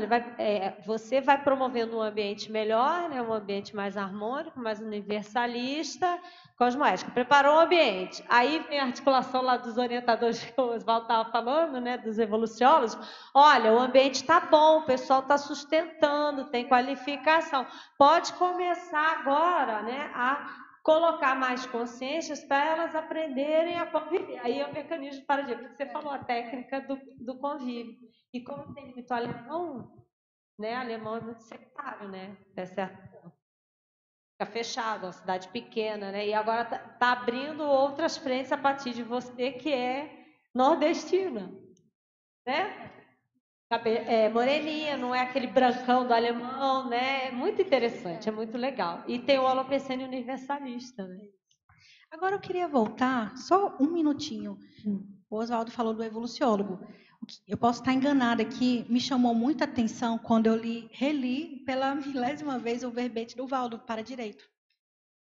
Eu fui lá num tópico que a gente mal lê, a gente não tem essa mania, eu digo por mim, né? Lá no elencologia e no hominologia, no para-direito dele, quando ele começa a falar de para-direito, definição, aí eu tive a curiosidade. Então, vou ver a elencologia dele e a hominologia. Só tinha de teleguiado para cima. Minha hipótese, para-direito só é realmente teleguiado para cima. Então, ele está correto, né? O pessoal só começa a entender mesmo. Entender, a gente já começa a entender aqui, né? Mas vivenciar e dizer, agora eu sou doutor, agora eu sou doutor em para-direito, eu acho que só dali em diante. Então, por isso que a minha hipótese, quando eu estudo para-direitólogo, é nisso. É de que ele, na estrutura da escala evolutiva, ele está ali. Mas depois de tem a teleguiado em pensada diante. dele. É a minha Para-direitólogo. hipótese. É a minha hipótese. É porque mexe muito com a FEP. Aí tem a holobiografia para poder fazer esse processo, isso que eu te perguntei antes também, do processo da TENEPS e da reurbanização. Porque como instrumentaliza a cosmética, aí consegue ver, olha, fulano, pela ficha dele, né, pelo traço, pela holobiografia, pelo perfil, pode ir lá ressomar em tal lugar. Aí pega o outro grupo e traz também, né, para poder melhorar o convívio. Aí por isso que ele coloca é minha hipótese, né?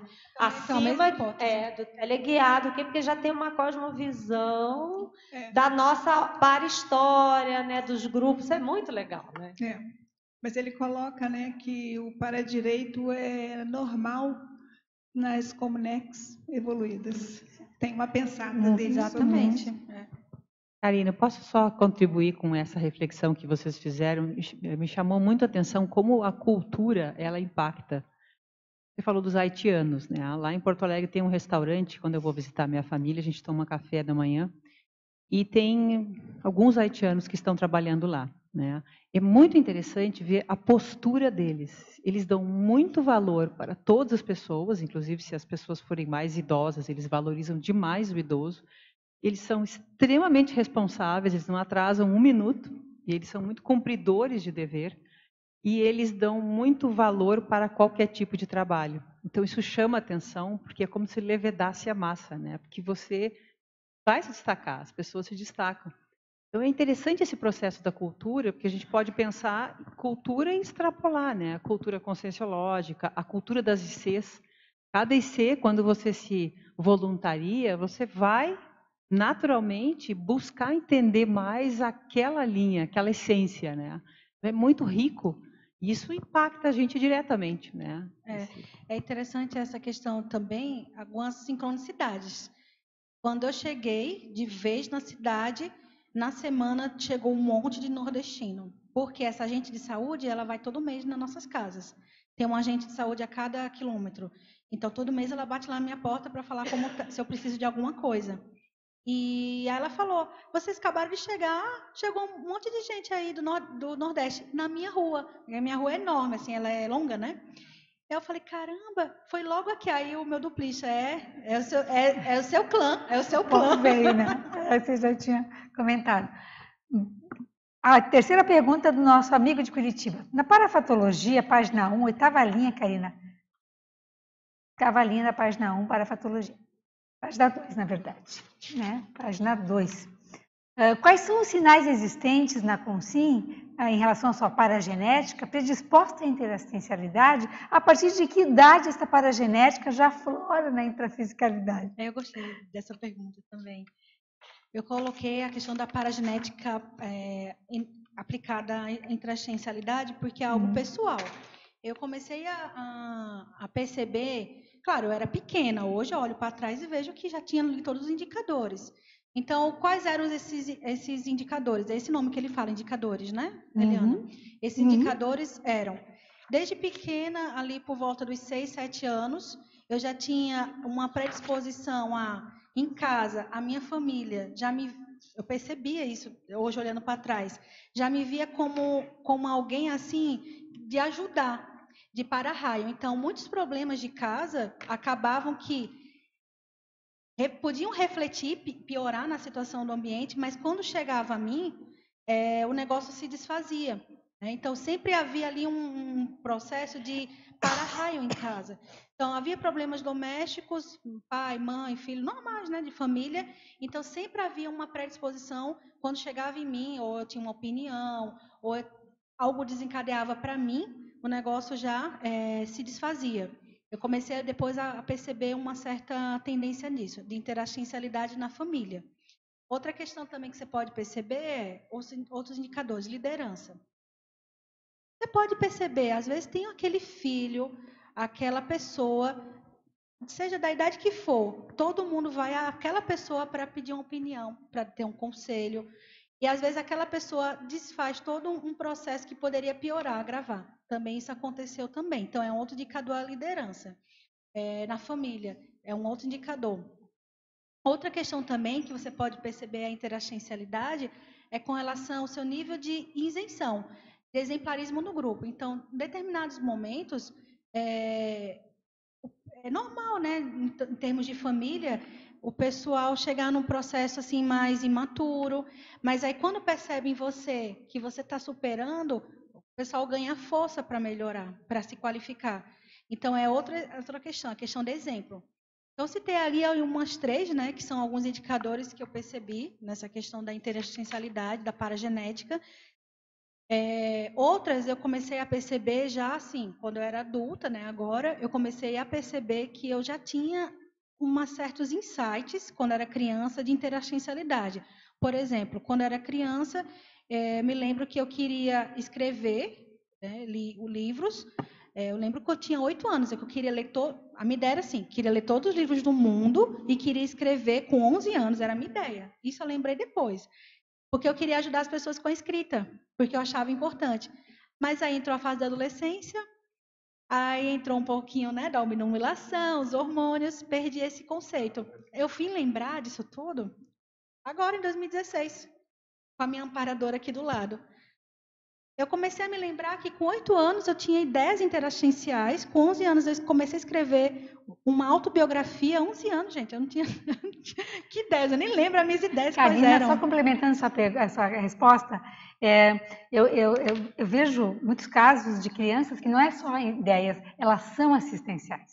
Eu tenho uma prima, eu brincava com ela desde muito cedo, e eu lembro dela com 7 anos, ela já atendia, ela já cuidava de animais machucados na rua. Ela sabia o que fazer. Hoje ela é médica, não é veterinária, é médica. Mas, enfim, a gente vê crianças assistenciais, não só que pensa assistencialidade, né? A relação com animais, a relação com colegas, com outras crianças. Então, parece que essa paragenética pode aflorar muito cedo, né? E a gente vê, infelizmente, né, o contrário, né? Já o processo bem, às vezes, patológico, enfim, a reeducação necessária da Consreal, já desde muito cedo já apareceu também. Isso que você falou, me lembrei que hoje, olhando para trás, já estava ali insta a minha especialidade. Eu olho para trás e vejo, aqui são muitos fatos, mas são fatos desde ali, porque eu me lembro, eu tenho memória desde meus 5 anos em diante, eu me lembro de muitas coisas dos meus 5 anos em diante. Já tinha ali coisas acontecendo que mostrava minha linha de interassistencialidade, meu perfil assistencial. Mas aí é normal, né? Também eu estava vindo curso intermissivo quentinho, estava ali ainda, mas os pais não entendiam disso. Depois a fase da adolescência veio, eu perdi um pouquinho, mas ali por 16 anos comecei a recuperar alguns coins, mas eu comecei a recuperar coins com a escrita. Aí, recentemente, eu me lembrei de muita coisa da minha infância, adolescência, que já mostrava esse perfil assistencial. Né? E aí é interessante o que você falou, porque a gente já vê crianças mesmo com vários perfis, com várias ideias assistenciais, interassistenciais, mas que são negligenciadas pelos pais. Né? E aí existem maneiras de a pessoa recuperar isso depois, mas o ideal era que, né, a gente conseguisse ter uma cultura familiar que pudesse, né, eu vou até dar um exemplo aqui que tem uma pessoa que faz, que eu achei bom, ela tem um diário para o filho. O filho tem 11 anos e ela tem um diário desde quando ele começou a falar ideias diferentes. Vai ser muito rico isso para o filho. Porque ela vai dar para ele no futuro. Na próxima eu também quero que meus pais façam isso comigo. Que ideia bacana, né? Uma boa ideia para... Ela escreve porque ela disse que quando ele tiver maturidade, ela vai dar para ele. Ela escreve lá, meu filho teve ideia disso. Porque vai lá saber, no futuro vai ajudar ele a antecipar. Ela é memorialista do filho, né? A escriba. Muito, muito interessante. Uma pergunta de Portugal para você, Lisboa. A bibliotecária Karina, efeitologia, página 3, quarta linha, poderia comentar sobre os efeitos da grafopesquisa tenepsológica e paradireitológica? Você já vem falando, mas agora você pode retomar. Falar mais. Eu queria falar disso. Desde que eu comecei a escrever mesmo, ter uma rotina, primeiro começou em nível pessoal. Muita gente sabia disso, eu tinha baixa autoestima intelectual. Porque eu pelo menos particularmente era muito cobrada para escrever. Quem é advogado sabe o que eu estou falando, né? A gente é meio cobrado para falar bem, para se expor bem e para escrever bem. Então, eu tinha uma certa baixa estima, achava que eu não era tão boa na comunicação, achava que eu não escrevia tão bem. Mesmo ao redor, as pessoas falando que eu escrevia. Talvez aí tinha um síndrome de impostor, né? Pode até ser, nunca se sabe. Então, a primeira questão de efeito que eu tive de grafopesquisa, considerando essas duas especialidades, foi aumentar meu nível de autoestima. A TENEPS me ajudou porque, imagina, chegar na TENEPS, já aconteceu situações diversas, mas eu não vem ao caso. Você chegar na TENEPS achando que não vai dar conta. Então, é melhor nem começar a TENEPS se você acha que não vai dar conta. Primeira questão do tenepsista é ele ter autoestima, é ele saber que vai conseguir dar conta do recado. E eu me lembro que 6 meses antes de começar a TENEPS, aconteceu comigo quase todos os dias ataques paraterapêuticos. Naquela época eu falava ataque extrafísico. Claro, não sabia lidar com aquilo. Me lembro até uma vez que eu pedi ajuda, vim conversar com o Valdo e falei que eu estava tendo ataque extrafísico nos 6 primeiros meses antes. Aí ele, com aquele jeito, não, tá dando conta, tem que dar conta, aquele jeito que ele tinha, né, de ir pelo Trafor, vai dar conta. Então, com o tempo na TENEPS, eu comecei a perceber que vinham situações e eu tinha que dar conta. E eles pegavam exatamente, o processo extrafísico pegava na minha baixa autoestima. Então, aí eu comecei também a melhorar isso. E aí, com a escrita, foi aí que eu vi isso plasmado. Né? Eu vi isso aqui concretizado, que eu consigo fazer. Foi o produto. E dali isso deu um up, assim, na minha autoestima. E hoje eu me aproprio positivamente de que eu gosto de escrever e que eu sei escrever e posso ajudar as pessoas a escrever. E eu faço isso, né? Ajudo as pessoas a escreverem. Então, o primeiro efeito foi esse, melhorar a autoestima. E nível de grupo karma tem me ajudado o quê? Junto com o meu duplista. Então, ele me autoriza a falar isso, que ele tem uma dificuldade de escrita. E desde que eu comecei a assumir que eu sei escrever, ele já conseguiu agora ter o primeiro verbete dele aprovado e já está na revisão. Opa, é um feito isso. Tá bom.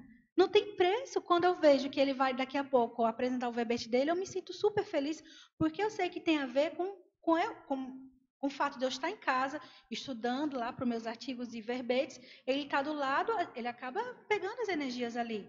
E eu incentivo ele a escrever. Então, efeito no grupo karma. Acaba sendo um exemplo, né? Isso. Exatamente.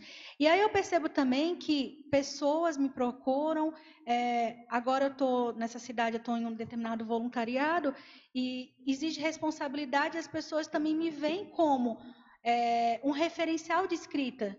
Isso gera também responsabilidade, também. Mas gera também que, poxa, eu sei mesmo fazer, eu posso ajudar essas pessoas a escrever. O que eu já sei e já faço, já posso posso transmitir. Já posso também, né, passar para compartilhar.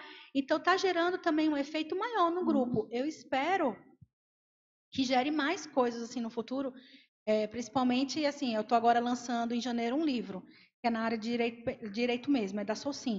Mas quando eu coloquei energia nesse livro, foi para que consiga alcançar o maior número de pessoas, porque é na área de direito penal. E a gente sabe que a área de direito penal, ilícitos penais, não é fácil mexer com esse tema, mexer com ilícito. Por outro lado, é interessante a gente falar mais sobre ilícitos e como a gente poder entender isso, porque a nossa sociedade hoje, da criminalidade, está muito alta. E é por isso que a gente está no planeta hospital. E como a gente consegue fazer essa mudança para a escola? Falando mais, mesmo sendo negativo, mas a gente falando e reeducando as consciências. Então, eu percebo que está sendo gradativo os efeitos. Nível de ego, grupo, eu penso e quero no futuro sair dessa vida com algum efeito aí policármico. Eu gostaria bastante. É assim que eu estou, pelo menos, me capacitando para gerar isso. Para melhorar a minha FEP, para não fazer aquilo que eu falei para vocês lá atrás, que cheguei nessa vida e só piorei a minha FEP. Eu não quero isso. Eu quero chegar aqui em diante, já pensar grande para próximas vidas, né? É assim que eu tenho começado a ficar mais atenta. Está bem encaminhada, Adriana. Você já pensou que esse teu livro aí da área de direito penal tem a ver com para-direito? Porque quando eu vi, eu lembrei do Valdo comentando que quem está na área do para-direito tem que ser especialista, doutor em criminologia e para-criminologia, né?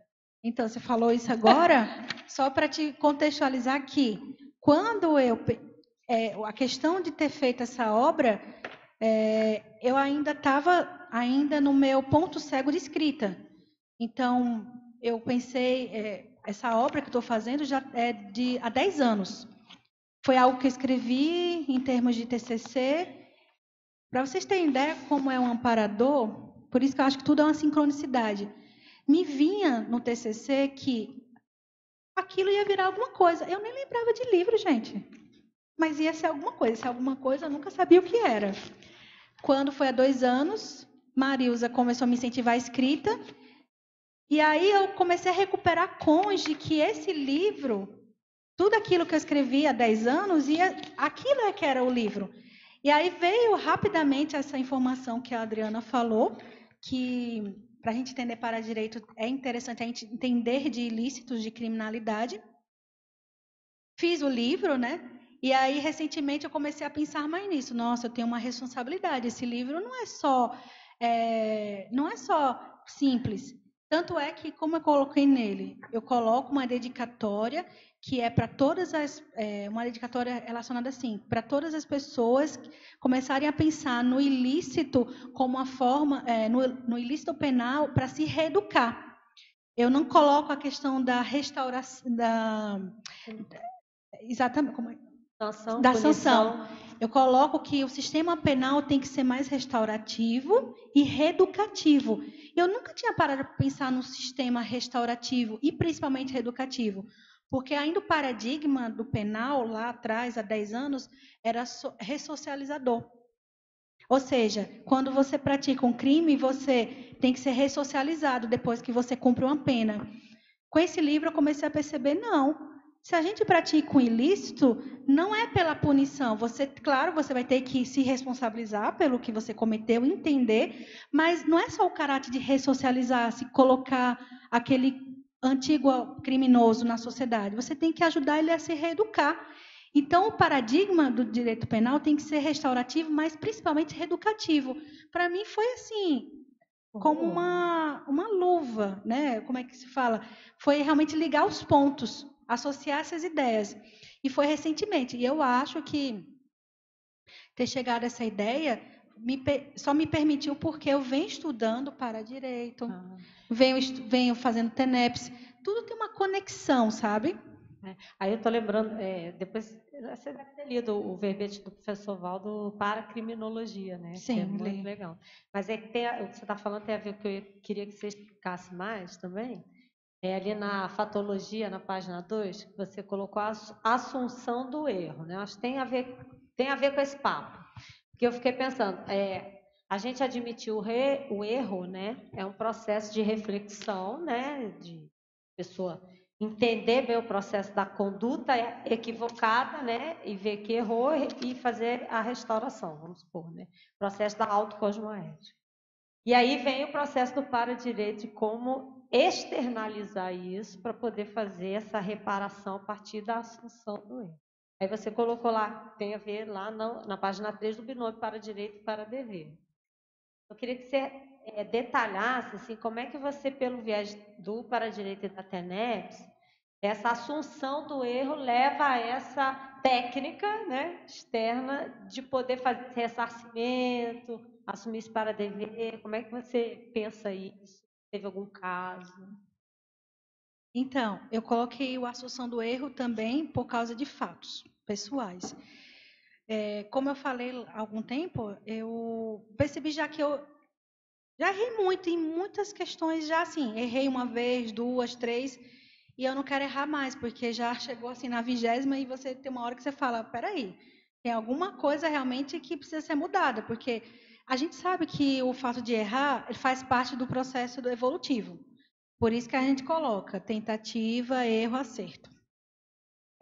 E aí, quando eu coloco a questão da assunção do erro, nesses últimos anos, sempre lembrando, foi nesses últimos anos que eu comecei a perceber mais que eu tinha dificuldade de assumir os meus erros por causa de uma questão de autoimagem. Então, eu comecei a perceber da importância de que, quando a gente assume, a gente não perde... eu tinha uma certa... como é que eu posso... Fazia uma certa confusão de conceitos. Se eu assumir o erro, então vou perder, talvez, digamos assim, o poder. Quando eu falo poder, é de um status, de uma posição, de uma certa situação. Mas, ao contrário, quando a gente assume erro, a gente está dizendo, olha, eu estou no processo evolutivo, mas eu estou aqui assumindo e eu me comprometo que na próxima eu vou tentar acertar, porque eu estou mais lúcido. Eu penso que é assim que eu comecei a atuar mais. E quando a gente pensa assim, como a Adriana falou, do ressarcimento, como a gente faz, aí eu vou falar. Teve várias maneiras que eu consegui assumir o erro e fazer o ressarcimento. Falando com a pessoa. E eu vou falar uma coisa, que teve uma situação que eu comentei para um determinado grupo, que eu ia pedir, né, desculpa para uma pessoa. Foi engraçado que o grupo todo discordou. Não, você não tem que fazer, não, isso não é legal, não. Mas eu sentia dentro de mim que a obrigação minha era que aquela pessoa precisava ouvir. Me desculpe. Só precisava disso. Como também já aconteceu com outras situações que eu não precisava nem pedir perdão. A energia do outro, teve um fato que aconteceu, olhou para mim, a gente se olhou e se abraçou. Então você vê, é muito sutil essa questão de assumir erro e ressarcir. Vai muito da singularidade da consciência que está ali ao seu redor. Tem pessoas que você precisa expressar, você precisa ressarcir de uma maneira mais objetiva. Objetiva. Né? Restaurar mesmo. Restaurar. Que você, né? Outra questão. Tem pessoas que eu não consegui mais fazer um ressarcimento direto. Eu encontro outras formas. TENEPs, quando penso na pessoa, penso positivo. Aí outra coisa que eu faço, atualmente, se tem alguém que vai fazer, que fez ou vai fazer, ou eu vou fazer a mesma situação que eu já fiz em outra hora com outra, eu tento não de novo errar. Eu quero falar o seguinte. Em outrora, tinha uma determinada pessoa que a gente teve um processo intenso. Mas hoje está acontecendo o mesmo cenário em outro ambiente. Aí eu já estou mais lúcida. Não, eu já sei no que vai dar. Então, eu tento não, de novo, cair no mesmo erro. Então, tem várias maneiras que a gente pode fazer para ressarcir e que a gente consiga assumir esses erros, mas também não é só assumir e errar de novo. Ou seja, é o auto-imperdoamento. É a gente poder assumir, mas também, ao mesmo tempo, tentar sempre evitar cair nessas mesmas, esses mesmos erros. Aproveitando que você vai fazer você já fez esse trabalho, né, de justiça penal, né, o processo do direito penal, é interessante aproveitar até desse sinergismo TENEPS e Paradireito, de lembrar aquele livro Evolução em Cadeia. Justamente do ex-policial, né, que eu não sei se hoje ele é policial ou não, que foi preso, né, e ele fazia TENEPS na cadeia. E aí ele foi um dos primeiros livros, né, que a gente tinha na Editares, que era da TENEPS, feito justamente na cadeia, e mostrava a reurbanização, que é o que você... Cláudio Costa? Então, que é bem interessante do ponto de vista, realmente, essa relação direta do paradireito e o processo extrafísico da cadeia também, e essa assistência, é bem interessante. E o outro aspecto que eu estava aqui pensando é como que a gente pode trabalhar a importância da PROEX, né, da proexologia e da paradireitologia, do ponto de vista de trabalhar esse processo do direito penal. Acho que talvez teria que ser feito um trabalho nesse sentido. Por exemplo, né, a gente tem aquela questão do princípio da restauração evolutiva. E é justamente de você desfazer o que você fez no passado para o quê? Melhorar sua ficha evolutiva, é o que você está falando da FEP. Talvez a gente tinha que fazer um trabalho junto para deixar isso materializado, que a pessoa pode fazer o processo da reparação agora. E é isso que você está trazendo também. Quer dizer, a pessoa ela vai buscar o princípio da restauração evolutiva agora, tentando superar o que ela já fez agora nessa vida, tentando melhorar o processo da FEP. Ou seja, ela vai desfazer agora. Né? Isso é o princípio justamente daquela peça que a gente fez. Peça não.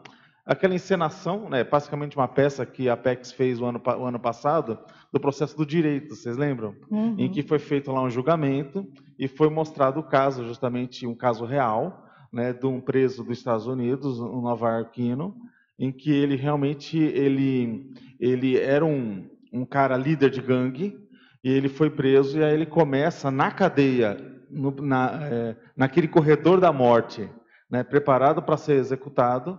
Justamente ele começa a fazer livros e vai protelando, né, a pena de morte dele e vai fazendo a restauração porque ele cai em si que estava fazendo errado. Né? Então ele começa a falar com os jovens que não é aquilo, ele começa a fazer outros livros. E isso é interessante, de repente, porque é um nicho que como o nosso sistema prisional brasileiro, a tendência ele é aumentar. Esse que é o triste, né? Tipo, ele já está abarrotado, ele está com baixa qualidade e não se vê luz. Ou seja, a gente percebe que vai acontecer uma intervenção, né, os amparadores vão trabalhar nisso, né, equipinha, equipex, e basicamente vai ter que acontecer uma melhoria nisso, porque hoje nós vivemos um caos no sistema prisional. Você está sendo generoso, baixa qualidade não, é caótico. Exatamente, é um verdadeiro caos. É a baratrosfera piorada à enésima potência. E quando ela está trazendo para direito, justamente com o processo da TENEPS, está trazendo a questão aí da conscienciologia dentro desse processo, tem que colocar a mão nisso, né? É interessante que assim, o nível de ressocialização, eu não sei se você colocou, senão você já vai colocar no próximo, as gradações, né? Porque o processo de restauração nossa, porque a gente já tem um nível de abertismo interno, né, de autocosmética, para a gente começar a refletir, a pensar sobre as nossas condutas imorais, amorais, erros, né, acertos, para a gente fazer a restauração. Mas tem um nível de patologia que é, né, do criminoso brabo mesmo, que acabou de ser, né, transmigrar, que ele não consegue raciocinar ainda, né? Aí não tem o processo educativo assim, eu não sei como é que se diz, enfático, né, ou mais incisivo, né? São circunstâncias em que ele vai aprendendo fora, porque eu estou lembrando da transmigração do Valdo falando daquelas coisas que não adianta mais, já vai para outro planeta pior para começar a aprender, né? Mas eu queria até falar que sobre essa questão de pensar mais nesse nicho, né, que você falou. Existe aqui em Foz, mas no Brasil todo existe, e acho que no mundo, né?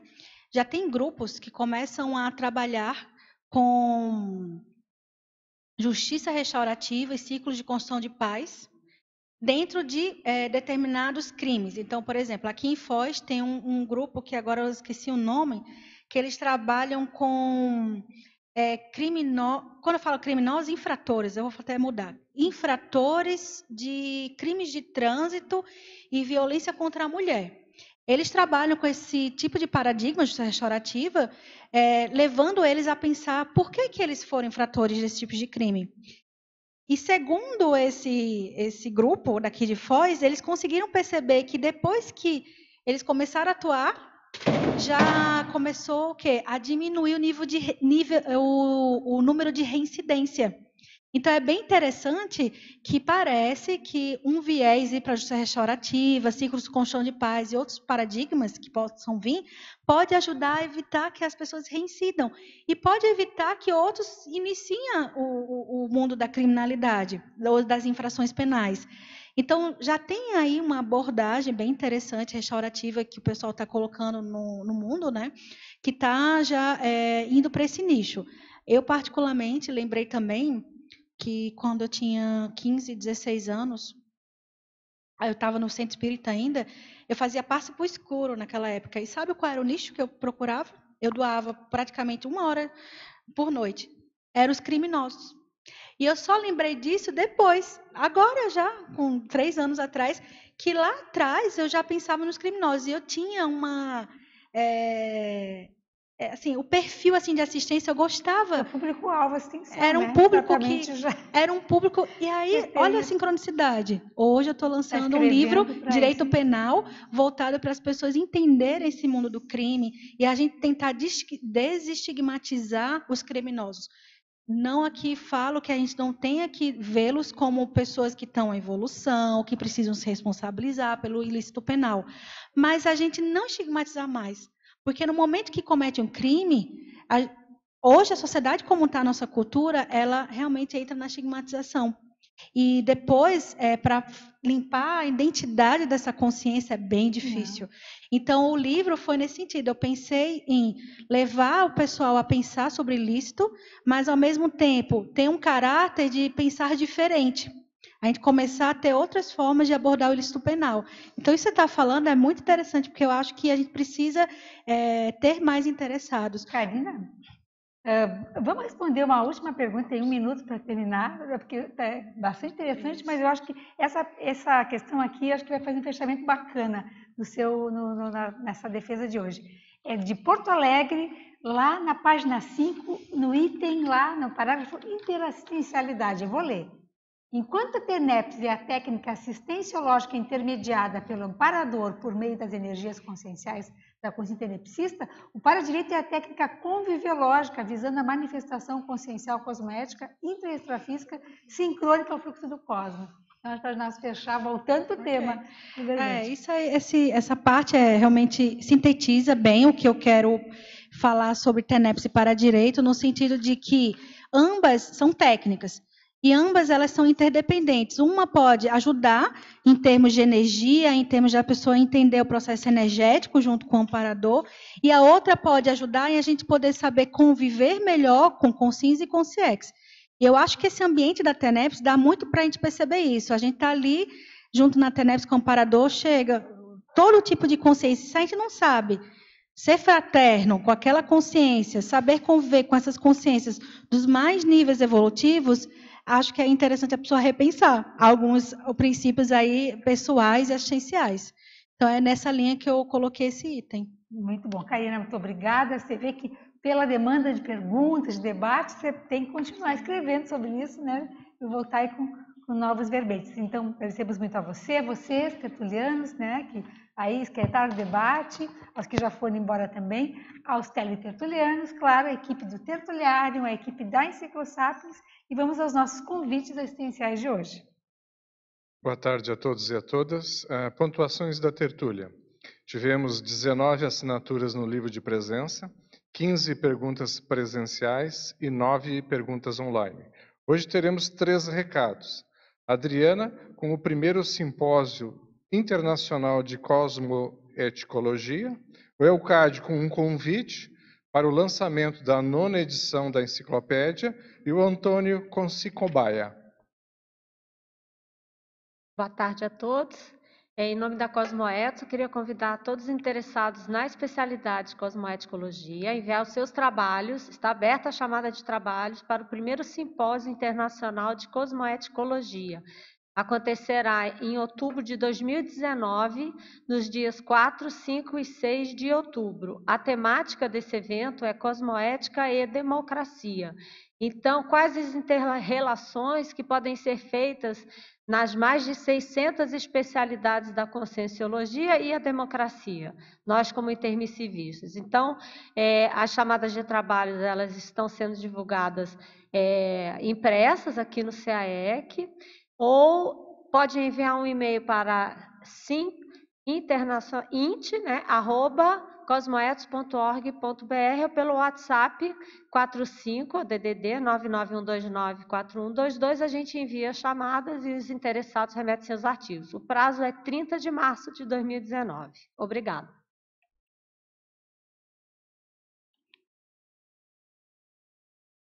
Boa tarde a todos. Estou aqui em nome da Enciclosapiens, que é a Associação Internacional da Enciclopediologia Conscienciológica, para convidar a todos, especialmente os que estarão em Foz do Iguaçu no próximo fim de semana, no dia 21, sexta-feira, durante a tertúlia, além da comemoração do 5º aniversário de criação dessa instituição, será feito o lançamento oficial de mais uma edição da Enciclopédia da Conscienciologia, a 9ª edição, com 27 volumes, 23.000 páginas e 4.580 verbetes, e a participação de mais de 700 verbetógrafos. Portanto, adicione à sua agenda esse compromisso e venha participar sexta-feira, dia 21, durante a tertúlia dessa comemoração especial. Boa tarde a todos, estou aqui representando a Conscius, mais especificamente para oferecer o curso com Cicobaia, o voluntário do Conscienciograma. Por que essa expressão voluntário? Porque você participa do curso não necessariamente que vá participar da Cicobaia em si, mas você pode participar ou não, por isso que é a palavra voluntário, né? Esse curso será realizado no dia 22/12, ou seja, daqui exatamente a 5 dias. Então, dá tempo ainda, quem queira ser interessado, né? E é um curso baseado na questão do conscienciograma, das questões do conscienciograma. Eu gostaria de dar uma definição aqui do conscienciograma. é a forma otimizada de se autoconhecer por meio, eu diria assim, do holossoma, dos 4 veículos holossomáticos, e mais 6 atributos essenciais da consciência, né?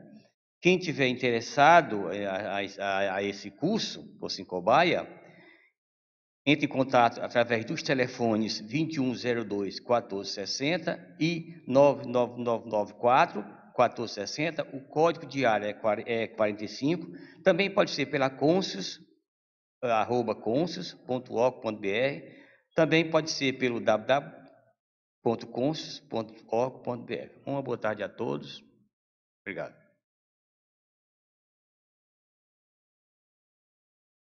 Amanhã teremos o verbete Valor da Reeducação, especialidade Reeducaciologia, e a verbetógrafa é a professora Cristina Nievas. Obrigado pela presença de todos. Uma boa